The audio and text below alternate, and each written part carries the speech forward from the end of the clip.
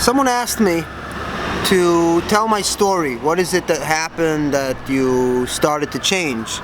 Obviously, I don't have any special story of abuse that made me be angry at God, because God was this concept I never understood. I believe that the Torah was His law, or at least the way the Rabbanim say, what you're supposed to do and not do.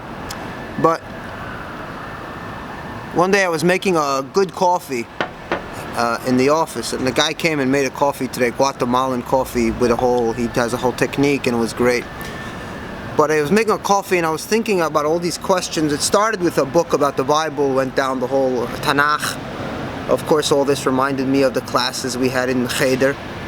And one of the thoughts I had was, what happens if I'm not going to be frum? And of course, many thoughts go through your head, but the first thought was I would have to leave the camp. I would no longer be welcome anymore with friends and acquaintances who are not really friends, and friends are like even, the people that kind of like know you and have a relationship with you.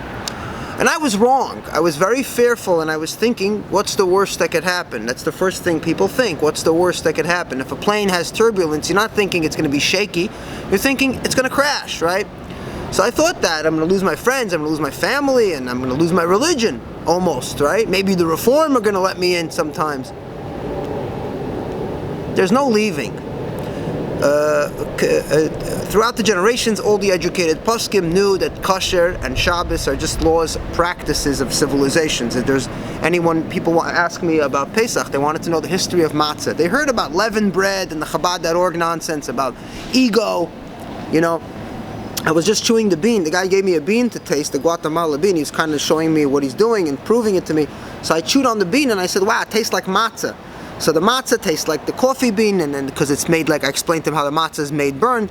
This is all mysticism nonsense. But in the history of it, there's a reason why we ate why there was a law about bread and rising bread, and the law. We know why there's laws of kosher. Every civilization had it. We know why we gave karbanos. All priests from all religions would accept gifts of an ox or a dove for the gods, and then the priests would assure you that the gods heard your prayers.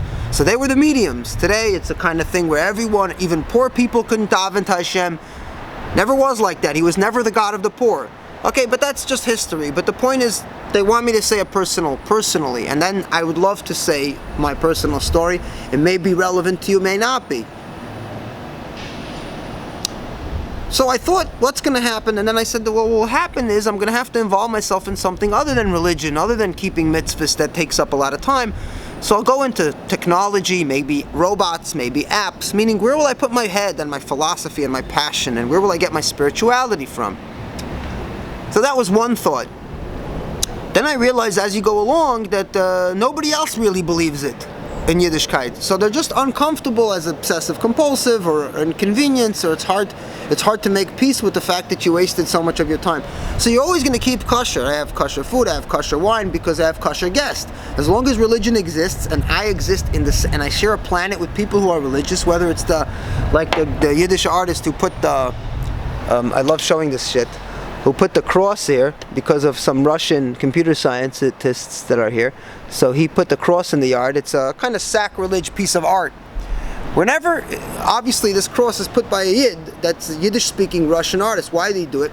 As long as we live with religion, as long as the most of your friends are Shomer Torah mitzvahs, you're going to have kosher wine, you're going to have kosher food, you're always going to have a kosher restaurant on speed dial. But you yourself are not going to have to keep kosher when you're in Hawaii or Japan, because you know that these laws are just a minhagim, and there's no inyan in keeping it overseas. And this freedom is priceless. There's nothing greater than giving a person freedom from his bubby's beliefs. You believed your grandmother was Mashiach, you believed your grandfather invented electricity, and all those beliefs that eventually have to go anyway, because you want to move on to bigger and greater things. So that's the first thought. What's going to happen? Fear. And then I saw a quote from Nietzsche where he says that there's no price too high to pay to get independence from the tribe, for a person to break free of a tribe. Now, who is that tribe? It could be your Lubavitcher, so then you feel like, you join a different shul that's Litvish and you cover up your Chabad past. You'll feel terrible about it. So then you realize it's nothing to do with the Hebrew God anymore. It has to do with denominations. And why would the Rebbe create a denomination in Yiddishkeit anyway? If he's trying to bring Mashiach, he should bring more Achdus. So these things, and then you realize it's all nonsense anyway. Religion is nonsense, and the more educated a Rav and a Poisek is, a real, like a dichter, properly educated one, the more they understand that, and the more the religion moves away from cruelty, which is what happens. Most of us have, if we look at our past, we did some things in the name of religion that was cruel, and then it turns into comedy. Because what is comedy? It's tragedy plus time. So we look at religion, the horrible things we not only believed but did, and the way we treated others. Even if we did it in a polite way, it's still cruel. We told people things that are not true, and then becomes comedy. So really, what you're not losing the intelligent people. You're just the masses who are like I have a friend Reuven he'll never get it. He wants to be a Pashat Yid, but the things still never make sense. He's trying to follow Yiddishkeit, but it still never makes sense. He had to apologize to the Gerer Chassid who's with the payas wrapped up under his yarmulke, why he's not wearing a yarmulke when we're in the cigar club. And explains that the Goyim hate Yidden. That's bullshit. I go with talis and cotton and everyone loves me. The owner of the establishment is a Yid, a Lubavitcher that was abused, so he's kind of like an off the derech kind of guy. I'm not. I don't consider myself off the derech unless I can qualify. What does that mean? I go to shul, I lane because I could lane, and the Amaratzim don't know how to lane. But then the guy who runs the minyan still believes he can never explain it, that he thinks that I was hurt by religion and that's why I left. No, I had some questions. It's a joke, and it's not. Religion is a joke in a modern context, but in third world countries, religion is not funny. It's dangerous. So again, there's two things that you have to remember when you're looking at your upbringing. The things that your parents taught you that are nonsense, stupidity, nonsense, baba maisis. And they're all baba maisis, even kosher and Shabbos. It's a nice thing to come home Friday night, but it's a baba maisa that you can't turn on the lights. And then there's cruelty.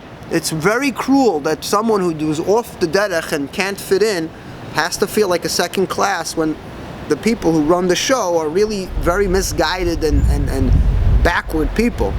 So little by little, these things you just gain your freedom, your independence.